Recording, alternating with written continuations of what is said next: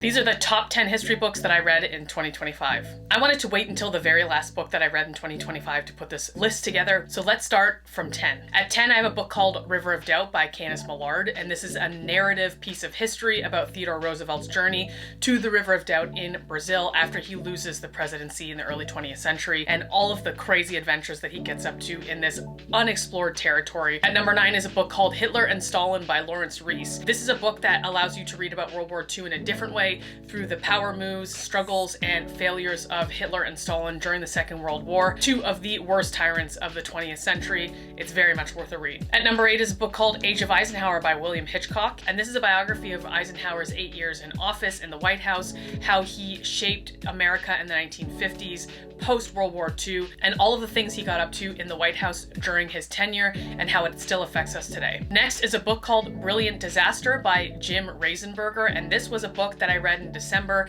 that had to go on this list. This is a day-by-day account of the lead-up, execution, and ultimate failure of the Bay of Pigs invasion of Cuba and how it really left a mark on the Kennedy administration. At number 6 is a book called Stasiland by Anna Funder, and if you've been here for a while, this is not going to surprise you. This is a book that looks at the legacy of East Germany, what it was like to live there, what it was like to be a resistor, a collaborator, and the long-lasting legacy of that trauma. Number 5 is a book called The Spy and the Traitor by Ben Macintyre, and this is a classic Cold War spy thriller that is a true story set in the heart of the Soviet Union, and it was such a fun read, and I knew for sure this was going to make my top 5. At number 4 is a book called Empire of Pain by Patrick Radden Keefe, and this is a brilliant magnus opus by a master of nonfiction, Patrick Radden Keefe, that looks at the disgusting legacy of the Sackler family and opioids and how their greed led to the death of countless Americans. It's a wonderful book, a deep, ragey dive, but definitely worth a read. Now on to my top 3. These are the top 3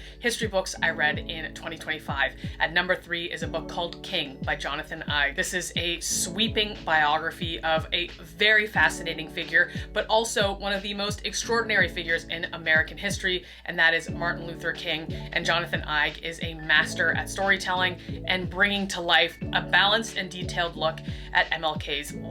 At number 2 is a book called Cuba, An American History, and this is a broad sweep of Cuban history from Columbus until modern day, with a keen focus on its relationship to its massive neighbor, the United States, and how that's continued to shape the country and its history. And finally, the number 1 history book that I read in 2025 was also a book that I read later in the year. It's definitely not recency bias because I think I've been waiting for this book most of my life, and that book is called Motherland by Julia Ioffe.